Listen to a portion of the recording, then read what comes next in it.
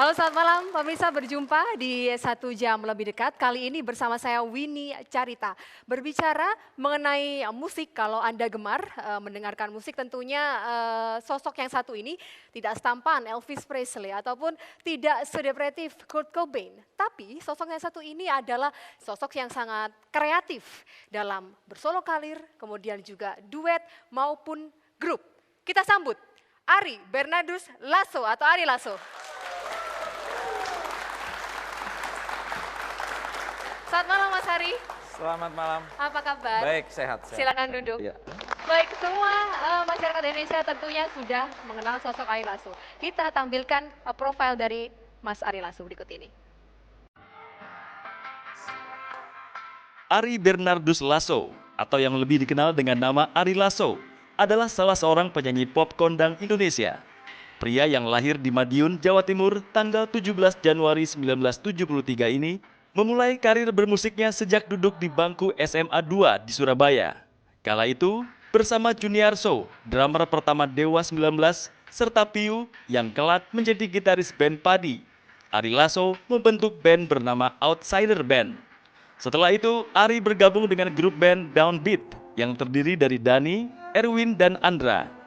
Dalam perjalanannya, akhirnya mereka berempat membentuk grup band bernama Dewa 19 pada tahun 1991. Melalui perjuangan panjang, akhirnya Dewa 19 berhasil masuk ke dapur rekaman.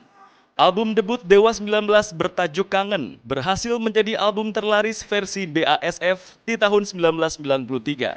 Nama Dewa 19 kian berkibar, dan ini juga makin mempopulerkan nama Ari Lasso. Tetapi kesuksesan Ari Lasso bersama Dewa 19 harus dinodai dengan obat-obatan terlarang atau narkoba. Keterlibatan Ari Lasso dengan narkoba tidak bisa ditolerir oleh Ahmad Dhani dan personil Dewa 19 lainnya.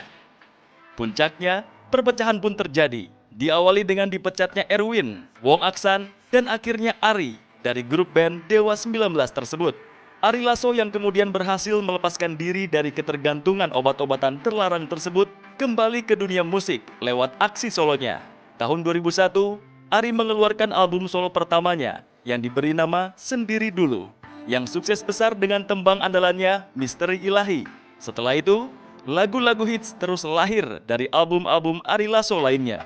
Ia pun menggandeng penyanyi beken Indonesia lainnya, seperti Melly Goeslaw dan Bunga Citra Lestari untuk berduet.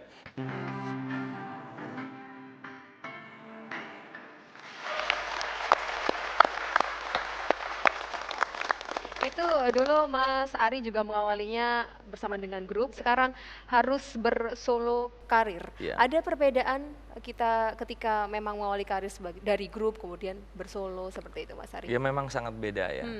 Kalau bahasa simpelnya mungkin beban di grup itu jauh lebih ringan. Ada beban apa sih sebenarnya kalau di grup Mas? Kalau di grup kan kita berlima, jadi tentunya bebannya dibagi rata. Oke. Jadi apa yang saya lakukan kurang mungkin akan ditutupi oleh pemain keyboardnya atau gitarisnya gitu. Nah kalau di solo itu memang baik buruknya kita pikul sendiri gitu. Tentunya juga dengan kesuksesan yang ketika kesuksesan itu datang ya kita nikmati sendiri. Oke, gitu. jadi ada kebanggaan tersendiri lah untuk diri sendiri ya? Iya, ada kebanggaan. Ada. Baik, kita tampilkan video berikut ini. Ari Lasso berkiprah solo karir.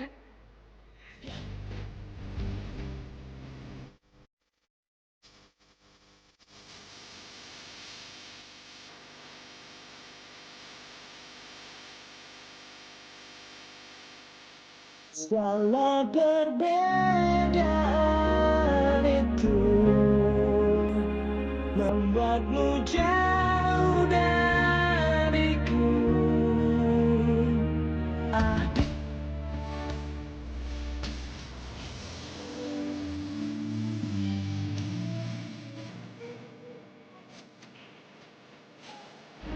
Duhai cintaku, sayangku, lepaskanlah jika memang masih bisa mulutku berbicara. Lagu yang terakhir Zika, ini yang paling hits. Selain bersolo, Anda juga berduet bersama dengan Melly Goeslaw, kemudian juga ada Bunga Citra Lestari. Ya, kalau Melly itu memang saya yang diajak. Oke. Jadi Melly sedang buat album, saya sedang menganggur, baru keluar dari Dewa, kemudian diajak duet. Nah, memang jika itu memang jadi salah satu momentum kebangkitan lah. Jadi salah satu momentum kebangkitan Ari Lasso as a solo singer. Karena ternyata waktu itu keluar benar-benar meledak ya. Iya. Meledak yang di Seketika luar Anda langsung percaya diri gitu? menambah, Menambah. membangkitkan lagi rasa kepercayaan diri. Kalau lagu-lagu yang memang ini menjadi inspirasi saya sendiri, lagu apa sih? Dari beberapa lagu sebagian banyaknya Yang itu gue ada. banget gitu Iya, maksudnya? gue banget gitu. Yang gue banget ya, Misteri Ilahi itu gue banget. Misteri Ilahi. Itu bercerita tentang jatuh bangunnya orang, jatuh bangunnya orang dalam kehidupan. Oke. Yang mana ya saya sendiri yang saya maksud di situ. Oke, ada kejadian apa saja pada saat Anda Ya, menulis Misteri Ilahi? banyak banget lah ya. Saya dikeluarkan dari Dewa, kemudian Oke. saya dengan masalah itu gitu ya, masalah drugs itu. Terus kemudian kalau lagu cinta, perbedaan itu juga pengalaman pribadi. Bercerita tentang perbedaan religi sebenarnya, tapi saya kemas sedemikian rupa sehingga tidak sesempit itu perbedaannya. Jadi banyak juga perbedaan. Terus Ya. kemudian itu dua lagu itu mungkin salah satu lagu yang cukup personal. Kemudian Cintailah Aku Sepenuh Hati itu juga cukup personal karena saya tulis liriknya saat saya cuti bernyanyi selama 9 bulan karena ada masalah dengan pita suara. Lagu itu saya persembahkan untuk ini teman-teman fans Ari Lasso, Goodfellas, yang selalu mencintai saya di saat apapun juga. Tepuk tangan dong, teman-teman Goodfellas. Kalau gitu kita dengerin boleh salah satu lagu di album baru? Boleh, boleh. Kita saksikan sama-sama pemirsa.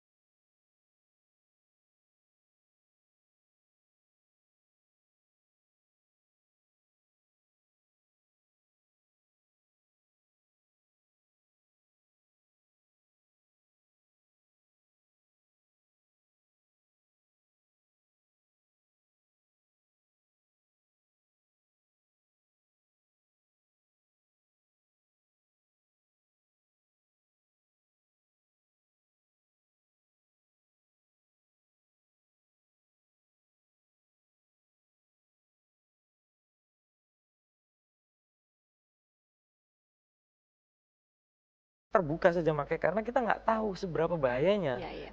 Gitu, kita nggak tahu, kita cuek aja. Dani pakai juga, Dani pakai juga, Erwin pakai juga, Aksan sekali-sekali juga pakai, Andra juga ikut nungguin, ikut bercandain gitu, masih dianggap lucu gitu saat itu.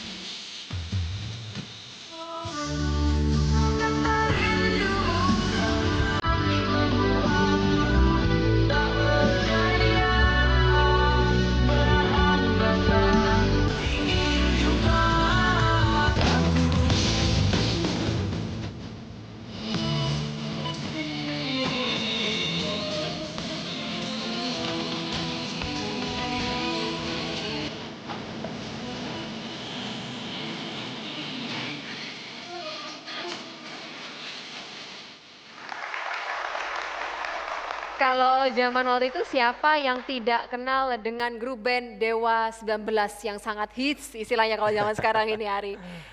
Itu karir Anda mencuat sekali ya di saat Dewa 19. Bisa terjerumus ke narkotika bagaimana ceritanya? Ya coba-coba, coba-coba. Ketika memang saat Anda mengkonsumsi narkoba, konon katanya Anda telat untuk datang latihan seperti Ya, itu ya. Dan ya. hubungan Anda bersama dengan teman-teman satu band seperti apa kala itu? Dari tahun 94 ya saya pakai dan kemudian merasa saya udah edik itu 95, merasa mulai terjerat. Iya. Itu itu hubungan masih baik-baik saja. Tapi Tahun teman-teman Anda tahu pasti ya? Atau mereka Awalnya tahu dengan tahu, sendirinya? kita pakai terbuka saat itu. Oh. Terbuka saja pakai karena kita nggak tahu seberapa bahayanya. Iya, iya. Gitu, kita nggak tahu, kita cuek aja. Dani pakai juga. Mm-mm. Dani pakai juga. Erwin make juga, Aksan sekali-sekali juga make. Andra juga ikut nungguin, ikut bercandain gitu. Masih dianggap lucu gitu saat itu. Nah, kemudian ya semakin memburuk karena kebutuhan badan ini terhadap zat itu makin besar. Tidak bisa ditolak lagi. Iya. Latihan jam 10, ternyata bandarnya nggak datang-datang jam 10 pagi ya kan. Kita mesti nunggu dulu Iya, ya kan.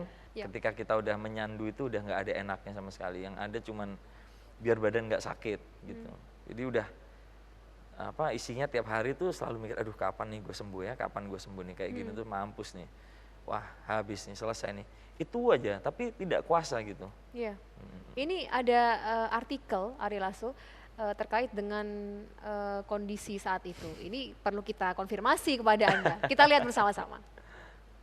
Ari Lasso _2, gue nggak dipecat dari Dewa 19.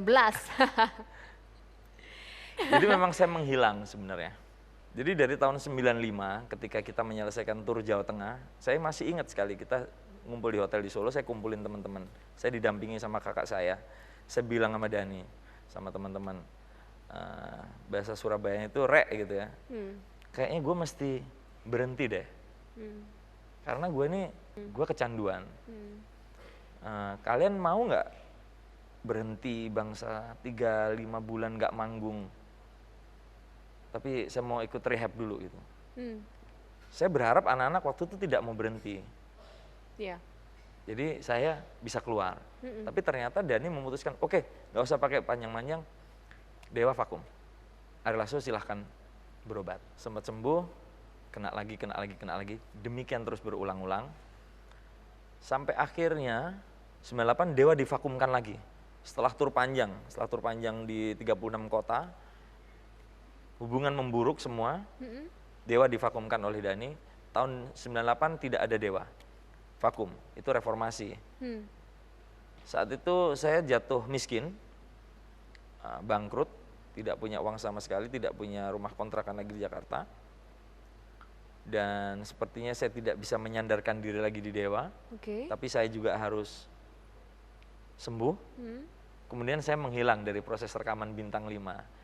Saya ke Surabaya. Iya. Dan dari situlah tidak ada kontak, tidak ada segala macam. Tidak pernah juga kamu dipecat atau saya keluar, jadi mengambang aja. Iya. Tapi kemudian keluar statement bahwa Ari Lasso dipecat begini-begini. Ya sudahlah, nggak apa-apa. Gitu. Tapi memang sebenarnya memang tidak pernah ada kata-kata, Ri kamu dipecat ya. Tidak pernah. Malah ada satu cerita yang mungkin belum pernah diceritakan. Ini Apa mungkin itu? saatnya tepat. Penasaran ini. Jadi setelah Once masuk, Oke. Once masuk, tapi album itu belum dirilis. Sebenarnya Once sempat keluar dari Dewa sebelum album Bintang 5 dirilis. Suatu tengah malam, Dani menelpon saya lagi di Jakarta. Ya. Ri aku mau ketemu, dia bilang. Oke. Dia bilang, Once keluar nih kata dia. Karena ada ketidakcocokan dengan yang lain. Kamu mau balik lagi ke Dewa nggak? Itu belum setahun saya keluar. Iya. Ini belum ada yang tahu cerita ini. Hanya di 1 jam lebih dekat. Iya, beneran. Hanya di sini saya ceritakan. Mumpung inget. Lalu setelah itu tanggapan Anda? Saya bilang, jangan dulu. Saya bilang, jangan sekarang. Saya ini belum sembuh total. Saya masih goyah. Udah, Dewa lanjut aja sama Once. Saya nyoba solo. Oke. Berapa lama mikirnya? Kata Dani, kan Dani ngomongnya gitu ya. Ini kisah nyata nih, berapa lama? Ya kasih aku waktu mikir 3 tahun, aku bilang gitu. Kelamaan Lama dong, kata sekali. Dani gitu. Udah gini aja ya, kata Dani bilang gitu. Pokoknya kalau kamu main-main ke studio Dewa, dalam 1-2 hari atau 2 minggu ini, kamu main aja ke studio.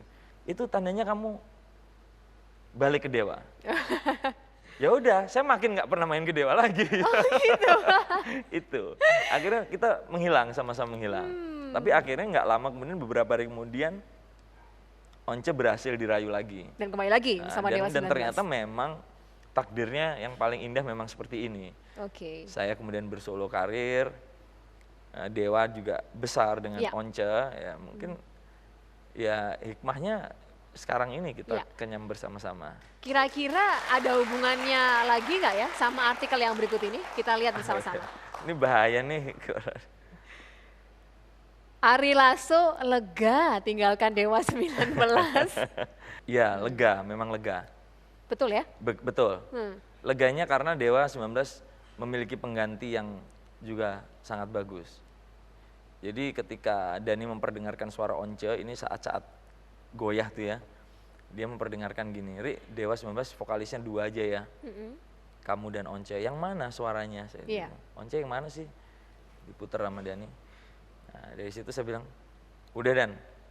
Jadi kita itu memang unik, proses keluar itu memang unik loh. Mungkin tidak pernah dialami grup yang lain yang rata-rata berantem kan. Iya, Kita tidak tuh rukun discuss seperti loh. itu ya. Jadi udah sama Once aja. Karena terus terang memang ini mungkin orang pikir saya mellow gitu ya. Tapi memang saya juga tidak rela Dewa 19 itu yang saya pernah bangun juga harus hancur dengan kepergian saya. Oke, kalau begitu untuk sekarang hubungan Ari Lasso bersama dengan Dani tentunya bersama dengan teman-teman yang lainnya seperti apa sih? Ya kembali normal menjadi sahabat. Beliau menitikkan air mata dan meninggal hari itu juga siangnya. Jadi saya menungguin, betul-betul menunggui detik-detik ya, jam, menit, detik kepergiannya. Sekarang kita membahas tentang masa kesembuhan Anda, Ari Lasso, pada saat masa-masa kesembuhan. Reaksi keluarga Anda Gitu ya. ketika Anda Tahu. menjadi pecandu narkoba seperti itu. Ya tentunya kaget, sedih. Di tengah-tengah proses perjalanan itu saya menjadi lebih dekat dengan papa saya, menjadi lebih dekat dengan mama saya, karena kita akhirnya banyak berbicara dari hati ke hati Iya. tentang kondisi saya. Gitu. Baik, ini kita punya cuplikan Ari Lasso. Setidaknya mungkin gambar-gambar ini bisa membuat atau salah satu faktor yang mendorong Anda sembuh dari narkoba.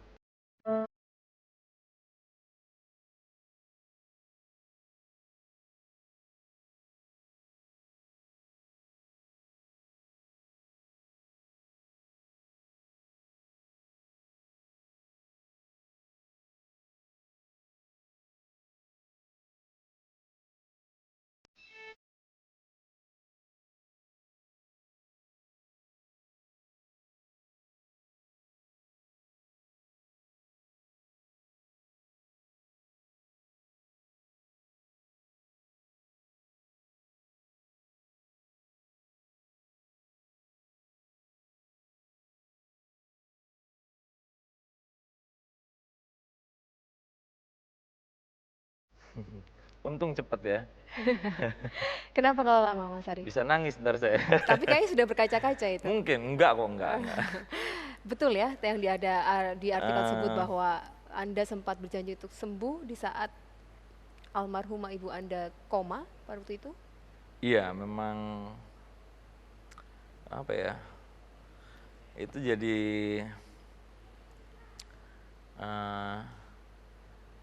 jadi momen terpenting kesembuhan saya. Iya. Gak ada tisu ya. Jadi momen terpenting kesembuhan saya. Jadi saya waktu itu selesai tour dan saya dipanggil pulang oleh papa saya karena ibu saya udah parah bahasanya saat itu. Iya. Saya ditelepon, kamu pulang, mama kamu udah mulai nggak sadar, So saya pulang. Hmm. Saya nyampe Surabaya itu subuh jam 6 pagi karena saya naik kereta ya, Ya. ditemani istri saya. Ya kondisinya sangat parah di rumah. Kemudian saya suapin, sudah buta, Ya. pendengaran sudah sangat menurun. Tapi rupanya beliau almarhum ini sadar ada saya di situ karena papa saya teriak, ini anakmu Ragil. Ragil itu apa ya? Bungsu. kecil, Bungsu. Nih si bungsu pulang nih kata papa saya gitu. Dia menitikkan air mata dan meninggal hari itu juga siangnya. Jadi saya menungguin betul-betul menunggui detik-detik ya, jam, menit, detik kepergiannya. Saya menunggui, ikut mengantarkan, ikut memandikan. Di situ juga saya memang janji gitu sebelum beliau mengembuskan nafas terakhir. Iya. Itu saya bilang bahwa udah mama pergi aja, mama pulang saja. Mama pulang aja, udah tidak usah lagi kepikiran Ari karena setelah ini Ari pasti sembuh. Oke. Pasti. Itu janji ya. Ya, dan ternyata saya bisa menepati janji saya sampai sekarang. Oke, tepuk tangan untuk Ari Lasso. Berbicara mengenai kedekatan Anda dengan orang tua Anda, terutama sosok dengan ibunda seperti itu. Kalau dengan ini almarhum mama memang saya dekat, saya belajar banyak hal dari beliau ini. Belajar nyanyi juga, dia penyanyi. Oh, nyanyi dari iya. beliau? Mama saya pemain organ, beliau nyanyi juga di kantor ya, level kantor lah ya, level kantor, level RT, level kelurahan. Beliau nyanyi, saya belajar banyak tentang nilai-nilai keluarga. Itu dari mama saya tanpa nasihat, tapi dengan contoh langsung. Papa saya harus kerja, cukup sibuk dan cukup keras, sehingga tidak terlalu dekat physically. Jarak Ada seperti gap itu ya, ya, ada misalnya. gap dengan Bapak seperti itu. Dan yang paling diingat mungkin dari nasihat atau ucapan Bapak Anda? Kalau papa saya adalah orang yang sangat-sangat konsisten dan komit terhadap kebiasaan. Orang yang sangat disiplin, luar biasa disiplin. Contoh terhebat untuk saya yang masih sulit saya wujudkan sampai sekarang. Oh gitu. Ya, Yang di sini siapa nih, Ari? Oh iya. Waduh, ini hebat juga nih. Nah, sekarang boleh pelukan ya, Ria? Boleh. Kalau sekarang akrab banget. Karena sekarang nggak ada gap ya? Udah jadi kayak ini, kayak sohib sekarang. Halo, selamat malam Pak Selamat Bartolomeus. Apa kabar? Baik. Dari Terima kasih. Surabaya Kapan loh. Bapak datang, Bapak? Barusan saja. Nggak mungkin. Iya, kita ini, Pak. Oh iya. Silakan duduk Pak Bartolomeus. Kumpulan lagi. Tadi Ari Lasso sempat cerita ya, Pak Lasso ketika dia mengatakan sempat berjanji begitu pada saat sang ibu koma untuk memang sembuh dari narkoba. Bapak tidak tahu janji itu kabarnya Pak? Betul. Jadi pada waktu itu ternyata memang saya banyak baca di majalah-majalah bahwa Ari pernah berjanji kepada mamanya untuk sembuh. Oke. Tetapi saya sendiri nggak pernah menyaksikan. Karena memang momennya Nah, momen momennya krusial ya. bayangin. kemudian beberapa waktu yang lalu saja, mungkin 1, 2, 3 tahun yang lalu, saya tanyakan, Ri, kamu memang betul gitu ngomong sama mama? Oh iya, loh papa kok nggak tahu, papa waktu itu di luar. sedang Oh, di jadi- luar kamar. Sedang di luar kamar. Jadi kita di kamar berkumpul. Jadi ini yang saya ingat dan yang saya kami berkumpul semua, mulai yang tertua, kedua, ketiga, keempat, dan terakhir Ari. Ibunya cuma berpesan, Ri, mama tidak ingin kamu kaya atau luar biasa, kaya seperti yang lain. Mama cuma ingin kamu sehat dan sembuh kembali. Hanya itu saja yang saya ingat. Mama cuma ingin kamu sehat dan sembuh Seperti kembali. dulu lagi. Ya, Iya. sembuh kembali. Itu saja yang Itu yang diingat oleh kaitannya Pak dengan Lasso. apa yang dialami Ari pada waktu itu. Baik, Pak Lasso. Ya. Tadi Ari Lasso berkata bahwa tidak dekat loh sama papanya karena ada gap. Orang yang sangat keras, disiplinnya cukup tinggi. Memang seperti itu mendidik sang anak Ari Lasso. Memang secara physically, saya tadi dengerin Ari, memang kami memang ada gap. Ada gap. Tentang banyak hal, misalnya tentang yang terang saja tentang keinginan dia untuk bernyanyi sebagai sumber penghidupannya. Iya. Iya, salah satu. Nah, sedangkan saya sebagai pegawai negeri pada waktu itu menginginkan dia punya pekerjaan yang tetap, yang mantap, yang maton. Kalau dia mau nyanyi silakan aja nyanyi, tapi sebagai Tapi tetap jadi PNS gitu. ya, memang Pak Lasso, kalau melihat pencapaian dari anak Anda sekarang, bangga nggak Pak Lasso? luar biasa, Tepuk tangan dong. luar biasa. Baik, terima kasih Pak Bartolomeus. Kita masih akan kembali tentunya dengan kejutan-kejutan lain di 1 jam lebih dekat Apalagi sesaat nih lagi. kejutannya. Oke. UNER itu kan Universitas Negeri pinter-pinter ya. Jadi kan memang tidak banyak lah yang cantik gitu. Yang menarik saya itu nggak banyak lah di UNER. Iya. Kok ini kok ada anak ekonomi lumayan nih kayaknya. Setelah itu,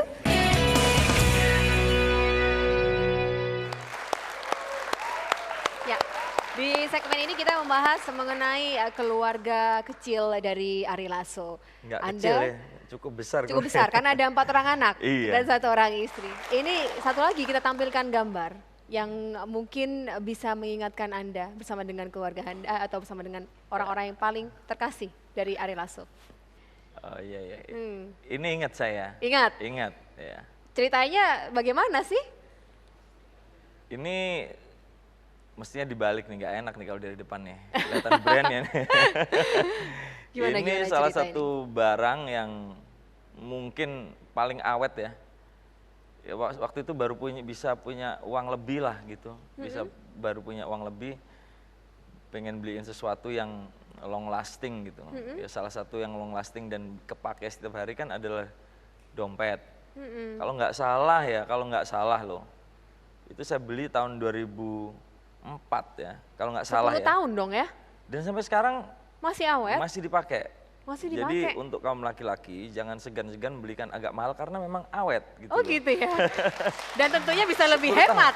Lebih Nggak hemat boros. jatuhnya, iya, jatuhnya lebih hemat. Jadi inti pesannya itu hemat sebenarnya. Termasuk warna hitam. Kenapa Anda memilih warna hitam sih?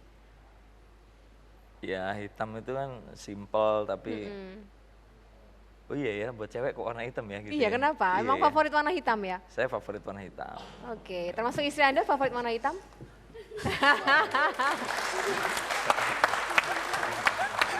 Sekolah nggak ikut ya?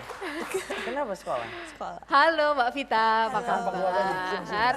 Ini putra yang pertama yang mana? Udah SMA dia nggak Oh, nggak ikut iya. ya? Nggak ikut ya? Nggak Malah. ikut. Lagi aktivitas. Lagi sekolah. Lagi Nggak bisa sekolah. ditinggal. Nggak bisa Oke. ditinggal. Putra yang kedua? Putri. Putri yang kedua. Angkat tangan. Audra. Kenalan yuk. Siapa namanya? Adek? Audra. Audra. Putra yang ketiga atau putri yang ketiga? Putra ketiga. Putra ketiga. Audra, terus siapa? AB, Nama Abe. lengkapnya? Abraham, Abraham. Yang terakhir? Ini bukan ini. Siapa namanya sayang? Alessandra. Alessandra. Tadi saya mau konfirmasi ke Mbak Vita ya. Tadi ada dompet di bawah Ini masih nih. atau masih dipakai? Pakai. Pakai Semuanya- dong. Semuanya pakai. Biasanya sih enggak Ini sih. 10 tahun. Tapi dompetnya emang benar ya dipakai terus 10 Pakai terus tahun nggak ya? pernah ganti. Iya, 10 tahun. Dan Seumur terbukti? dia nih. Seumur Oke, dia. seumur Seumur AB ya? Jadi dikasih waktu itu karena papanya seneng dapat anak laki. Iya. Mas Hari, ini kan Iya. ada 3 Iya, putri dan belum 1 pulang. putra. Berarti cowoknya cuma 1 begitu ya?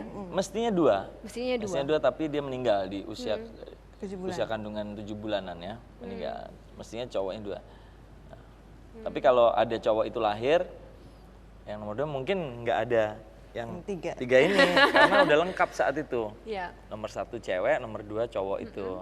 Tapi Baik. karena nomor 2 cewek lagi Lagi. dan lagi akhirnya. Pertemuan antara Mbak Vita dan Mas Ari dan keputusan saat itu sampai menikah. Bagaimana ceritanya? Saya dari Mbak Vita terlebih dahulu. Kita ketemunya waktu itu di kampus di UNER. Jadi Ari itu senior saya. Gitu. Terus aku minta nggak tahu tempat SPP ya Pak. Di mana tempat SPP bayar Jadi, SPP gitu. Saya lagi mau bayar SPP. Oh, Itu tapi nggak tahu gitu caranya gimana gitu. Karena waktu itu sistemnya baru dirubah atau gimana. Nah terus di depan saya ini ada yang lagi ngantri kok tumben di UNER ada yang lumayan gitu kan. UNER itu kan Universitas Negeri pinter-pinter ya. Jadi kan memang tidak banyak lah yang cantik gitu. Yang menarik saya itu nggak banyak lah di UNER. Kok ini kok ada anak ekonomi lumayan nih kayaknya. Setelah itu? Ya udah. Saya tanya, mau bayar SPP? Iya. Ini emang agak konyol ceritanya. Oh iya gimana caranya? Ya udah SPP dan daftar ulang ya. Daftar ulang. Dia yang bantu-bantuin gini. Udah selesai. Oh iya makasih. Sampai dengan selesai itu saya belum tahu namanya dia. Jadi dia udah jauh di parkiran, saya baru naik teriak, namamu siapa? Masih ingat nggak Mbak Vita saat berteriak seperti itu? Vita. Itu kenalannya dia, bukan yang kenalan gitu enggak. Oh gitu? Iya. Oke. Aneh kan? Setelah itu bagaimana hubungan berlanjut? Hilang. Oh, hilang. Setelah itu Seminggu, hilang. seminggu. Lebih. Hilang. Berapa lama itu? Ya berminggu-minggu Ikut maksudnya zakat. tidak ada kontak lagi. Terus ada teman saya, sahabat saya ngajakin main ke rumah, dia bilang gini, ngajakin main ke rumah cewek, dia bilang, ikut aku yuk, temenin aku yuk, aku lagi suka sama orang. Di mana rumahnya? Di Darmo. Udah ikut aja temenin, dia bilang gitu. Saya temenin, loh ini ternyata adiknya dia, yang teman saya suka itu adiknya dia, ya udah dari situ kenalan. Tapi setelah itu juga saya kembali ke Jakarta, udah nggak pernah kontak lagi. Sekian bulan kemudian baru ingat, jadi dia nih emang kayaknya naksir saya dari pertama nih. Aduh. Kentara, maksudnya kalau naksir, saya naksir juga tapi nggak kentara gitu.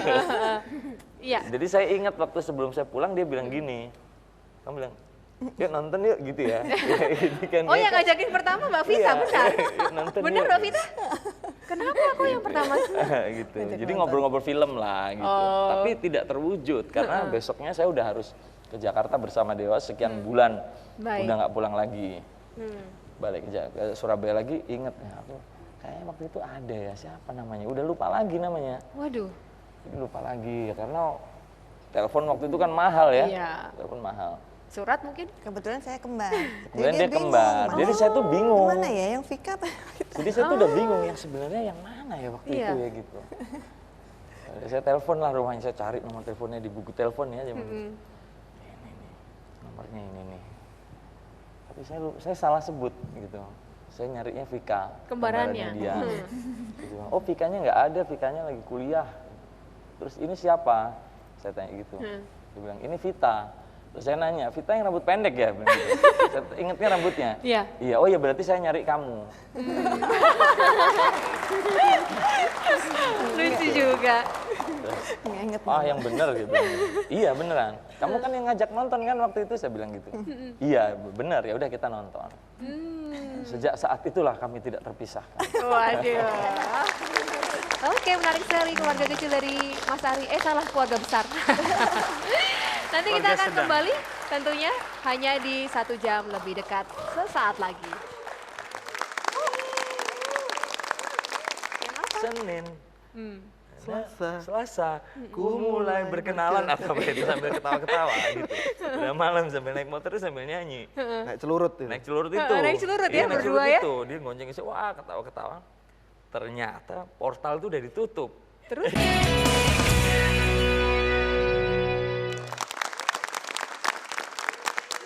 Kita akan fokus membahas masa-masa sekolah dari Ari Lasso. Kita tunjukkan gambar berikut ini pemirsa.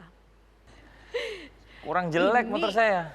Oh gitu? Iya kurang jelek. Tapi saya tahu loh namanya, celurut. Iya, iya. Kenapa sih disebut celurut? Itu kan bahasa Jawanya kan tikus ya? Tikus ya, tikus ya, tikus Kenapa celurut. Mas kok ini kan sepeda motor Iya, disebut tapi celurut? ini kan ini udah RC ya. Ini udah RC 100 nih. Iya. Kalau punya saya itu FR. Oke. FR 80 lebih tua lagi. Ya karena bentuknya hitam semua gitu kan dan kecil kan motornya, jadi sama teman-teman saya. Karena kalau saya nyetir tuh sering nyelempit-nyelempit di sela-sela mobil itu Ini loh. pada saat SMA, kuliah? SMA. Oh berarti Mbak Vita nggak sampai naik motor ini ya? Oh Vita udah GL. Udah naik GL. Iya. Apa kabarnya celurut sekarang? Udah Sudah dijual ya, dijual untuk beli GL itu. Ada salah satu sosok yang mungkin tahu dengan celurit. Kita panggil yuk sama-sama teman dan sahabat dari Ari Lasso. Halo, Mas Arif Fahmi. Saya nggak kenal Silakan ini. duduk. Saya nggak kenal. Aku konjerotannya celurit iki. Ini teman sekelas 2 tahun. Oke. Teman sekelas 2 tahun. SMA 2 Surabaya? SMA kelas 2, kelas 3 ya. Kelas 2, kelas 3. Teman kuliah juga. Teman rankingnya urut ya. Ranking Saya berapa ini? 45, dia 46. Namanya sama-sama depannya A juga kan? Iya. Iya. Tapi rankingnya paling bawah. Dia Arif Fahmi namanya. Baik, Mas Arif Fahmi yang hampir nabrak portal dengan Oh naik iya, celurit. dengan ini Gimana juga. ceritanya? Dengan Saya ini mau juga. dengar dari sahabat Bener, Anda. bener, Gimana, bener. gimana, Nah, gimana? itu lucu. Gimana Mas Fahmi? Ada satu waktu itu kita sering nyanyi lagunya Dina Mariana. Bukan Dina Mariana, itu Eh. Evita Mala. Senen. Iya, itu Evita Mala. Ingatan saya lebih kuat daripada teman. Gini saya yang cerita deh ya. Jadi mau masuk rumah, itu di atas jam 10 selalu di portal. Di portal separuh. Sehingga kalau kita masuk itu harus nunduk gini. Oke. Naik motor. Nah, kebetulan saya sama dia. Lagunya Evita Mala itu lagi ngetop waktu itu. Yang apa? Senin. Selasa, ku mulai mulai berkenalan atau apa itu sambil ketawa-ketawa gitu. Udah malam sambil naik motor sambil nyanyi. Naik celurit itu. Naik celurit itu. Naik celurit Iya, ya, naik berdua celurit ya? itu. Dia gonceng saya, wah ketawa-ketawa. Ternyata portal itu udah ditutup. Terus? Saya bilang sama dia, nih portal tutup. Otomatis kita berdua langsung nunduk kan. Ini siapa yang menyetir, siapa yang Dia aja membonceng yang nih? nyetir, saya di belakang. Oke. Yang ngasih tahu saya karena dia ketawa, dia kan nengok-nengok belakang sambil nyanyi kan. Memang portal tutup tapi udah nggak sempet ngerem kan. Udah kita nunduk berdua tapi tembok depan hantem aja. Hantam. Ada anjing lari langsung anjingnya. Ada anjing kita Jatuh? langsung Iya, jatuh, takut sama betul. celurutnya soalnya anjingnya. Velgnya itu rusak gitu. Iya. Velg motor saya itu rusak. Iya, Mas Fahmi, Anda juga selalu bercerita katanya ketika sekolah Ari Lasso ini cuma bawa 1 buku. Oh iya. Hari ini termasuk pandai. Iya. Nilai paling tertinggi Lulusnya. waktu lulusan. bayangin. Oh, 1 SMA 2. Iya. Bayangkan kok bisa ya. suka nyontek? Kenapa? Suka nyontek Wah nggak? itu nanti adik Nah, biar jadi dia- gini. Atau Anda yang suka nyontek ke Ari Lasso? Dia ini nyontek pun salah terus ya. Udah nyontek Mas, jadi gini ceritanya. Jadi saya basicnya pinter ya, itu tidak bisa dipungkiri ya. Saya lulus SMP 12 itu nomor 1. Wow. Tapi di SMA saya naik gunung dan ngeband, jadi saya menjadi anak yang bodoh. Ranking saya 47, 46. Nah ketika mau lulus, itu panik dong. Panik mau Eptanas kan. Saya nggak pernah ngerti, akhirnya saya belajar lembur itu sama almarhum Ganong, dia nakal tapi dia pinter. Dia ngajarin saya 3 inti utama dari matematika, diferensiasi, integral, sinus, Masih kosinus, tangan. ingat, Masih hebat. ingat. Saya belajar itu aja. Nah, memang dasarnya saya beruntung. Saya ini lucky bastard. Kita Eptanas tuh di satu ruangan kecil. Sebelah saya ini Brahmana. Sekarang jadi salah satu dokter kandungan paling jenius di Indonesia. Wow. Itu Eptanas duduknya di sebelah saya. Iya. Betapa enaknya saya. Dia sahabat saya, kita duduk Brahmana itu 2 tahun duduk sama dia, saya sama Diki. Jadi saya kalau udah selesai ngerjain, saya udah kerjainnya. Kan masih banyak yang kosong yang saya nggak bisa ya, matematika, fisika, kimia saya 0 deh, nggak bisa. Sama sekali nggak bisa. Saya cuman gini, Bam. Dan dia nggak mau terganggu, jadi 1 lembar selesai, dia taruh aja di sini. Taruh. Ya udah kan kelihatan kan? Iya. Masa ini mau disia-siakan? Ya kan? Akhirnya saya lulus terbaik di SMA 2 nomor 1. Wow, justru si teman Anda kalah dengan Anda. Kalah, gitu, kalah. Iya. Jadi, tapi kan saya malu ya, karena satu kelas saya taunya kan saya bodoh, gitu. Pelajaran nggak pernah bisa, ditunjuk ke depan nggak pernah bisa, karena memang jarang belajar. Iya. Akhirnya memacu saya belajar lagi lebih keras untuk menghadapi UMPTN. Baik. Dan lulus saya. Dan lulus masuk Iya, UNER masuk. gitu ya. Dan pemirsa ini sekaligus jadi akhir perjumpaan kita. Pekan depan 1 jam lebih dekat akan hadir dengan tokoh-tokoh yang baik lainnya. Saya Winnie Carita, selamat malam, sampai jumpa.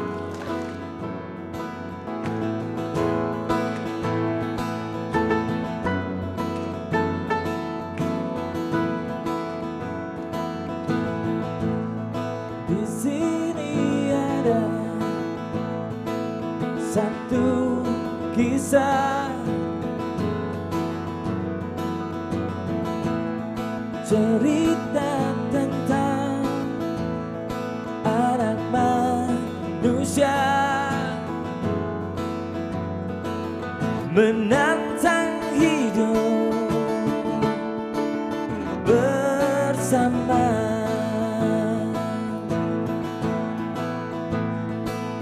mencoba menggali makna cinta.